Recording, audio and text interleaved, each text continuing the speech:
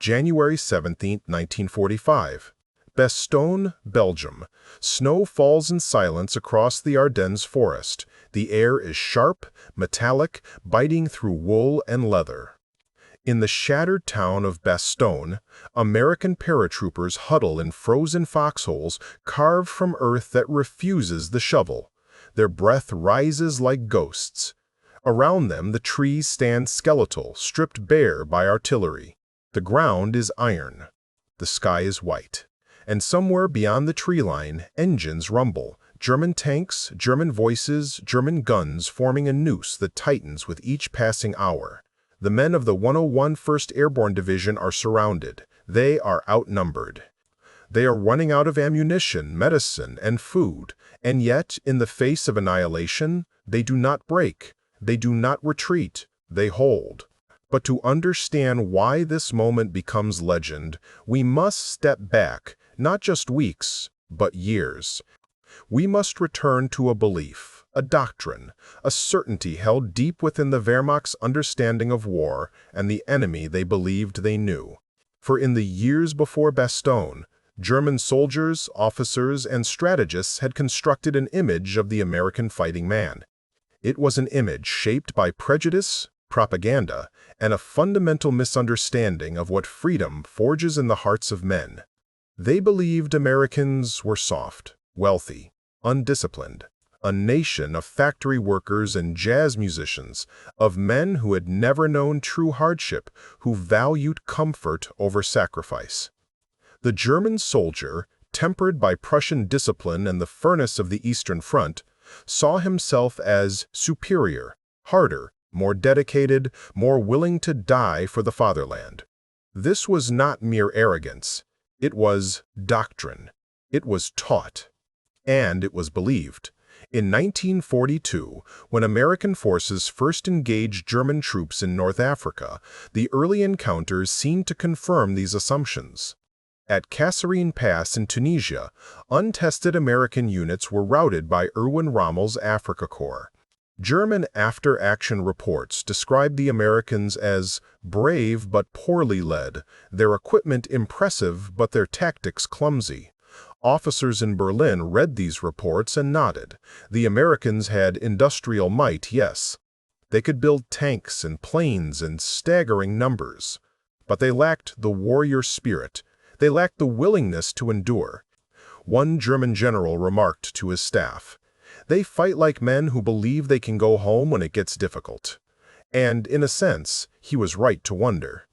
For the American soldier did not fight for empire or ideology in the way the German soldier believed he did. The American fought for something else, something the Wehrmacht could not measure, could not quantify, and therefore could not understand. By 1944, the calculus had begun to shift. Normandy, the bocage hedgerows of France, the brutal grinding advance through Carentan, Saint-Lô, the Falaise Gap. German soldiers who survived these battles wrote letters home that spoke of a different kind of enemy. They described American firepower, endless artillery, air support that arrived like thunder, a logistics network that seemed to conjure supplies from thin air. But even then, the core belief persisted. American soldiers, they reasoned, prevailed through machinery, not spirit, through wealth, not will. The propaganda posters in German barracks still depicted the GI as a gum-chewing simpleton, a puppet of Jewish financiers, a soft boy playing at war. And when the order came in December 1944 for Operation Wacht am Rhein, the last great German offensive in the West, this belief became a weapon.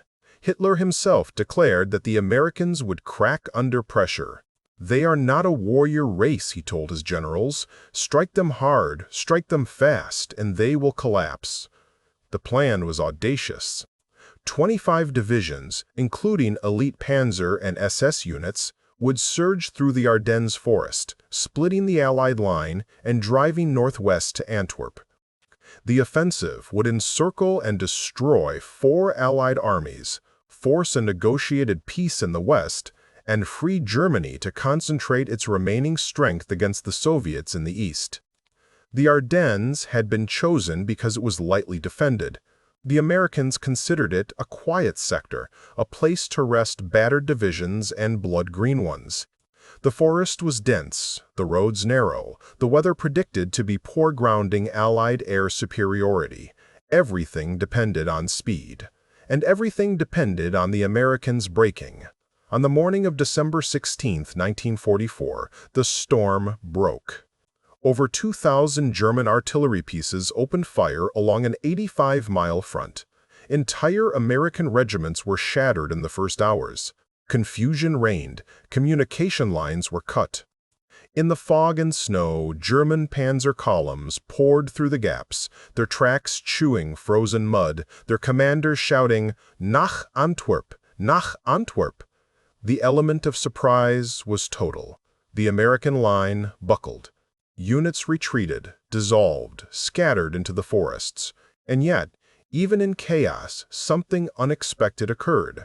Isolated groups of American soldiers, engineers, artillerymen, rear echelon clerks, picked up rifles and held crossroads, delaying the German advance for hours, sometimes a full day, before being overrun or forced to surrender. These were not elite troops. They were not paratroopers or rangers. They were ordinary men doing something the Germans had not anticipated. They were fighting. In the center of the German thrust lay a small Belgian market town called Bastogne. Before the war, it had been a place of no particular importance. Crossroads for farmers bringing vegetables to market, a church, a square, a few cafes. But now, in the logic of mechanized warfare, Bastogne became everything. 7 roads converged there, radiating outward like spokes on a wheel. Whichever side controlled Bastogne controlled movement through the Ardennes. The German planners knew this. They had allocated forces to seize it quickly and move on. What they had not planned for was the 101st Airborne Division. The 101st had been resting in Reims, France, recovering from the brutal fighting in Holland during Operation Market Garden. They were under strength, missing equipment, exhausted. Many of the men were replacements, new to the division, some with only weeks of training. On the night of December 17, they received orders to move immediately to Belgium. There was no time to gather full winter gear, no time to requisition proper ammunition loads. They were loaded onto trucks in the dark and driven north through freezing rain. Many did not know where they were going. Some did not have rifles. They arrived in Bastogne on the evening of December 18th, just hours before German forces reached the outskirts of the town. They dug in, and the siege began. Within 2 days, the Germans had encircled Bastogne completely. 4 Panzer and 2 infantry divisions surrounded the town, over 40,000 German troops against fewer than 12,000 Americans. The 101st Airborne, elements of the 10th Armored Division, and remnants of other scattered units now formed a ragged defensive perimeter roughly 16 miles in circumference. They had no secure supply line. The weather had closed in, thick clouds and snow grounding the cargo planes that might have delivered food, ammunition, and medical supplies. The temperature dropped below freezing and stayed there. The men scraped shallow foxholes into ground hard as concrete. They had no winter uniforms. They wrapped themselves in parachute silk, blankets scavenged from abandoned houses, anything to keep warm. They burned furniture for heat. They rationed ammunition, counting each bullet. And they waited. On December 22nd, the Germans sent a delegation under a white flag. 4 soldiers approached the American lines carrying a formal surrender demand typed on paper. It was addressed to the USA, commander of the encircled town of Bastogne. The message was clear and, in the logic of war, reasonable. The German commander pointed out the futility of continued resistance. The Americans were surrounded. They had no hope of relief. They were outnumbered and outgunned. Continued fighting would result only in needless suffering and death. If they surrendered now, the message promised, all personnel would be treated as prisoners of war under the Geneva Convention. If they did not, The town would be annihilated. The deadline was 2 hours. The German envoys were escorted, blindfolded, to a command post in the center of town. There, they waited while the message was delivered to Brigadier General Anthony McAuliffe, acting commander of the 101st Airborne. McAuliffe read the ultimatum. He was a man of few words, 53 years old, a career artillery officer who had risen through competence rather than charisma. Those present later recalled that he read the German message, looked up, and said one word, "Nuts." His staff laughed. Someone suggested they send that as the official reply. McAuliffe agreed. The typed response delivered to the waiting Germans read simply, "To the German commander, nuts, the American commander." The German officers were confused. They did not understand the idiom. An American officer explained in plain language, it meant, "Go to hell." The envoys were escorted back to their lines. 2 hours later, the German artillery barrage resumed.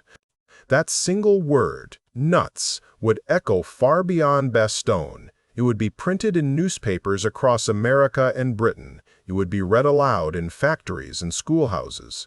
It would become shorthand for defiance, for a particular kind of American stubbornness that refuses to calculate odds or accept inevitability. But in the frozen foxholes around Bastogne, the word meant something else.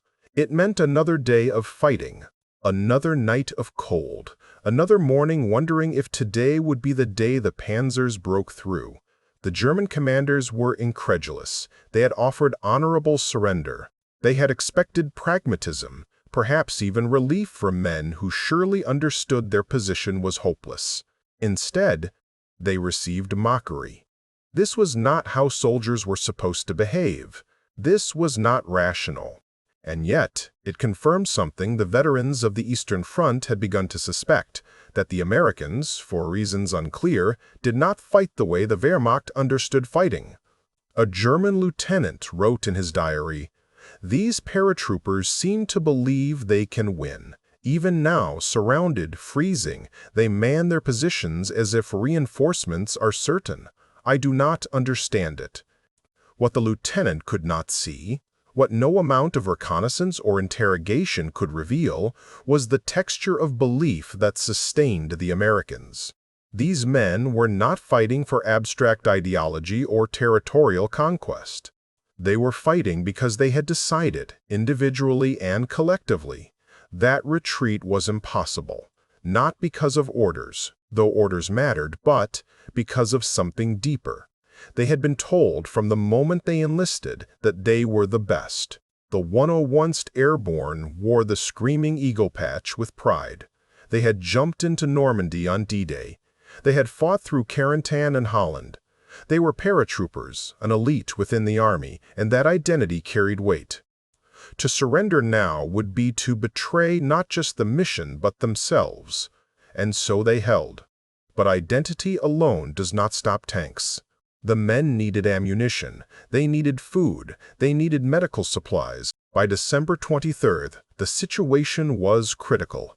Surgeons in the makeshift aid stations performed amputations without anesthesia. Wounded men lay on church pews, their blood freezing to the wood. Frontline soldiers were down to 10 rounds per rifle. Machine gunners fired in short, disciplined bursts, making every belt count. The artillery, normally the backbone of American defensive firepower, rationed shells, firing only when targets were certain. And still, the Germans attacked. They came at dawn and dusk, infantry advancing behind tanks, probing for weak points, trying to crack the perimeter. Each attack was beaten back, but at cost. The American line grew thinner. Entire companies were reduced to 30 or 40 effectives. Platoons became squads. Squads became fire teams. And still they held. Then, on the morning of December 23rd, the weather changed. The clouds broke. Sunlight, pale winter sunlight, touched the snow for the first time in a week. And with the clear skies came the planes. C-47 cargo aircraft, lumbering and unarmed, flew over Bastogne in formation. Their bellies opened and parachutes blossomed, red, white, blue, green, hundreds of them drifting down like strange flowers. The men in the foxholes stood and cheered. They waved. They shouted. Some wept. The supplies came down in bundles: ammunition, plasma, bandages, rations. Also, chocolate bars, cigarettes, mail from home. The planes kept coming all day, wave after wave, escorted by P-47 Thunderbolt fighters that strafed German positions on the perimeter. The siege was not lifted, but the Americans were no longer alone. They had been resupplied. They could fight. The German soldiers watching from the tree line understood what this meant. The Americans had not just wealth, they had reach. They had the ability to project power across an ocean, across a continent, through hostile skies, to deliver food and bullets to men trapped in a pocket of snow and ruin. One German officer observing the airdrop reportedly said to his men, "We are not fighting an army, we are fighting a system." He was right, but only partially. The system, the logistics, the industry, the overwhelming material advantage was real. But it was not the whole story, for the system could deliver supplies, but it could not deliver will. It could not deliver the decision, made in 1,000 frozen foxholes, to stay and fight. On Christmas Eve, the Germans launched a major assault. SS Panzer Grenadiers, supported by tanks, struck the northwestern edge of the perimeter near the village of Champs. The attack began with artillery and Nebelwerfer rockets, screaming, terrifying weapons that the Americans called screaming Mimis. The barrage tore through the thin defenses. Then came the tanks, Tiger IIs and Panthers, their guns traversing, seeking targets. Behind them, German infantry advanced in the snow, shadows moving between trees. The American paratroopers waited.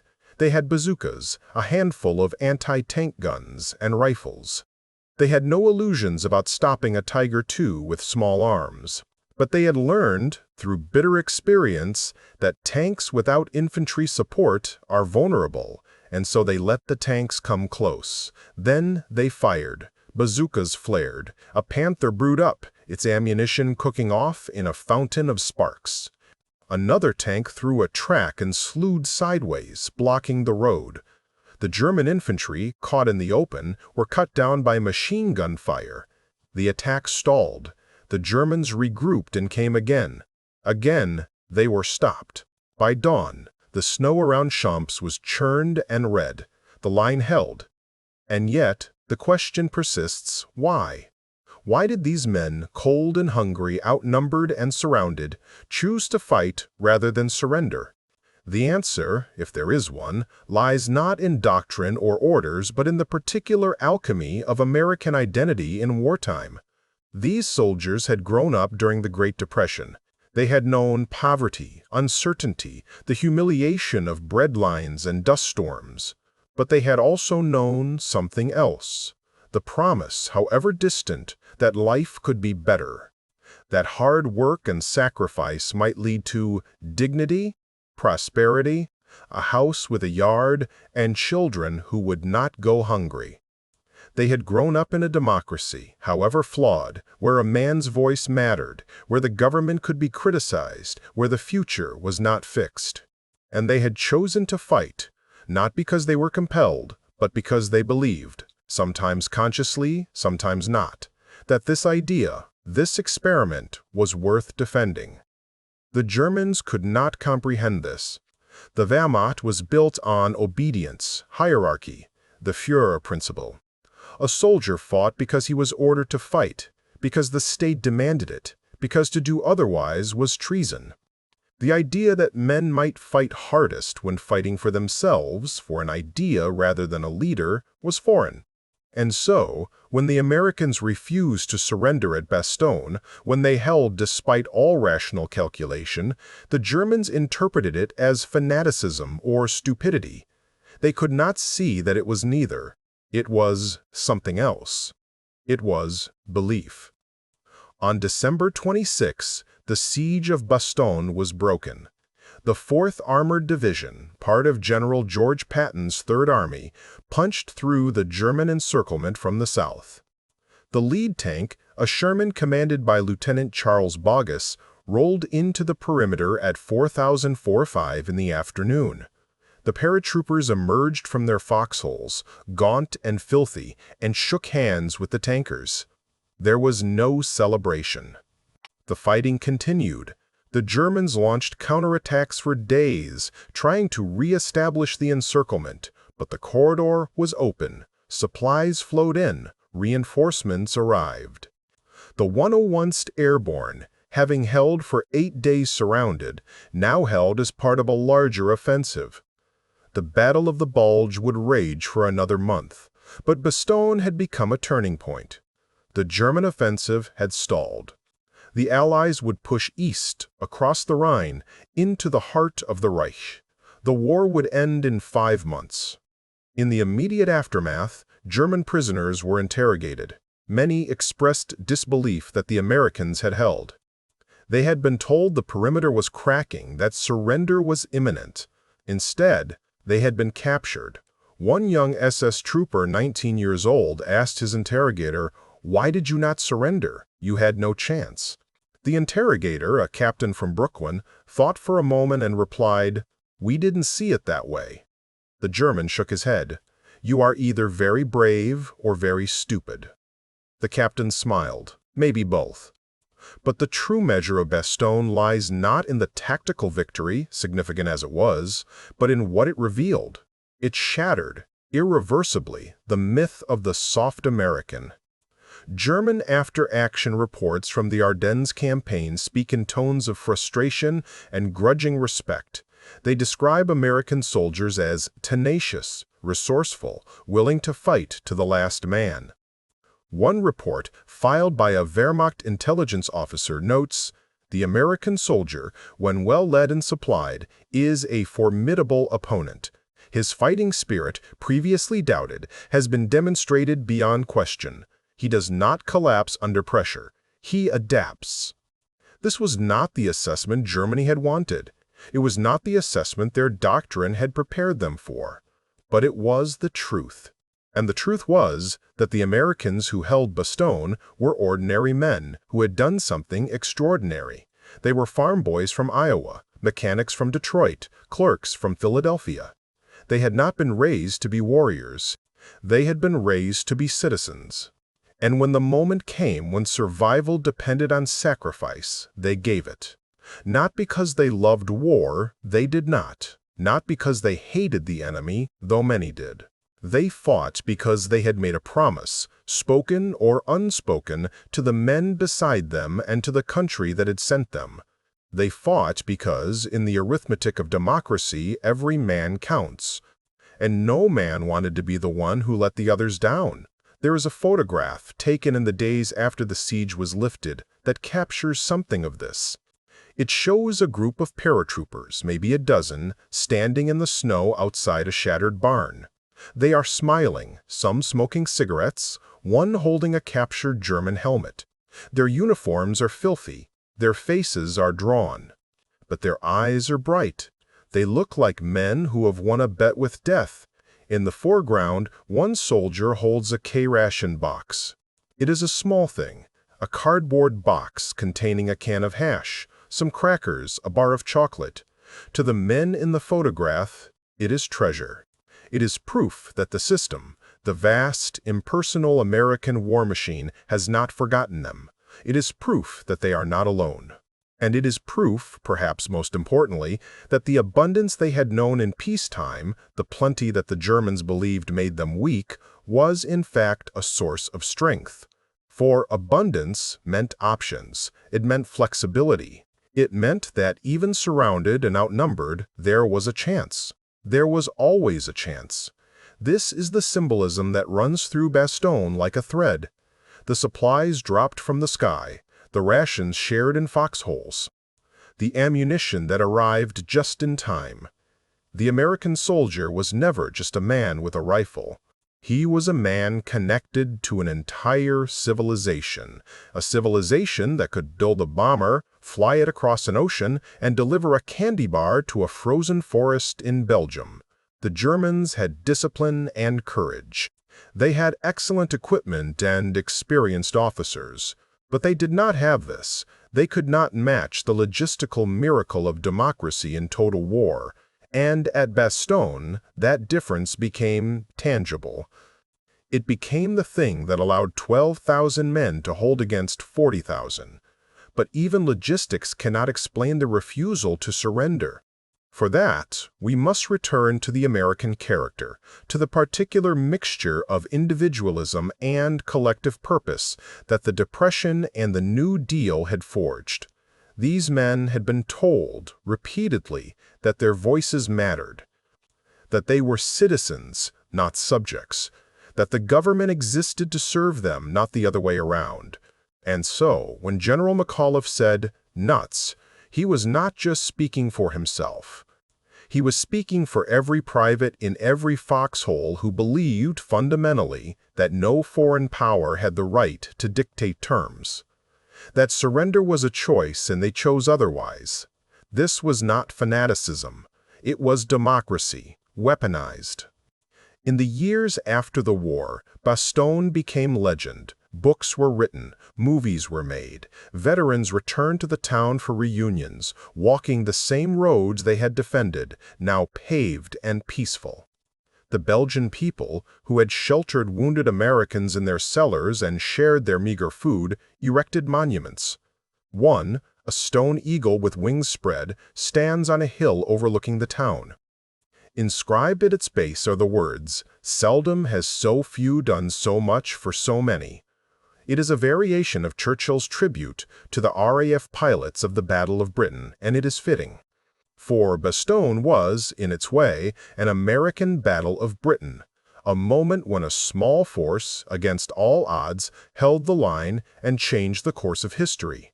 The German soldiers who fought at Bastogne, those who survived, carried the memory for the rest of their lives.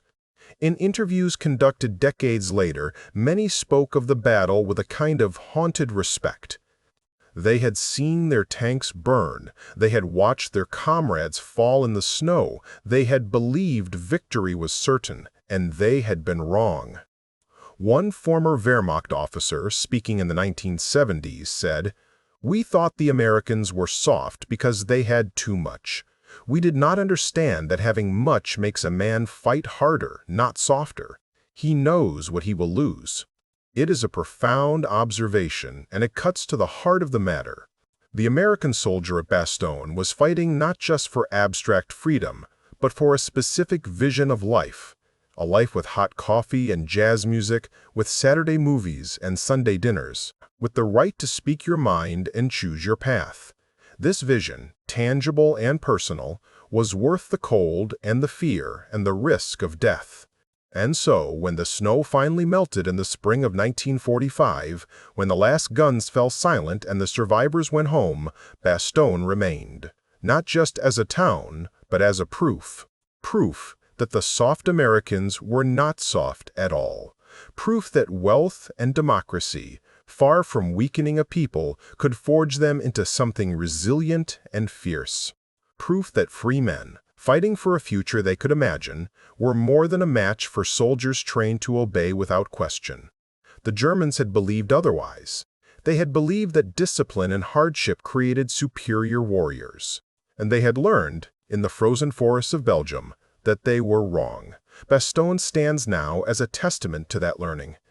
It stands as a reminder that the measure of a soldier is not found in his ideology or his training, but in the moment when he must choose, surrender or fight, retreat or hold. The men of the 101st Airborne made their choice. They chose to hold. And in doing so, they wrote a chapter in the long story of what free people can achieve when they decide that the future is worth the cost. They were cold. They were hungry. They were surrounded. And they did not break. They held the line, and the line held the world. In the decades since, historians have debated the tactical significance of Bastogne, the decisions made, the opportunities lost or seized. But for the men who were there, the meaning is simpler. They held because they could not imagine doing otherwise. They held because the man to their left and the man to their right were holding. They held because somewhere across the ocean, people were counting on them. And they held because, in the end, they were not soft. They had never been soft. They were American soldiers, and they had something the Germans did not, a belief that the world could be better and that their sacrifice might help make it so. This is the legacy of Bastogne, not just a military victory, though it was that, not just a symbol of defiance, though it was that too, but a revelation of what ordinary men, armed with belief and backed by the machinery of a free society, can accomplish when the stakes are highest. The Germans thought they knew the Americans. They thought they had measured them, categorized them, understood their weaknesses. And at Bastogne, in the snow and fire and cold, they learned how wrong they had been. The Americans were not soft. They were something else entirely. They were men who had chosen to be there, who fought not because they had to, but because they believed it mattered. And that belief, tested in the crucible of siege and suffering, proved stronger than all the panzers and all the propaganda the Third Reich could bring to bear. The snow falls still in Bastogne every winter, covering the fields where men once fought. The town is quiet now, prosperous, a place where children play and tourists visit monuments. But the memory remains, carved in stone and carried in the hearts of those who understand what happened there. A small group of soldiers, surrounded and outnumbered, held a line that should have broken. They held it because they were Americans. And they held it because, in the deepest sense, they knew that freedom, once lost, is not easily regained. They knew that the world they loved, imperfect, messy, loud with argument and bright with possibility, was worth defending, even in the cold, even in the dark, even when surrounded. And so they held, and the world held with them.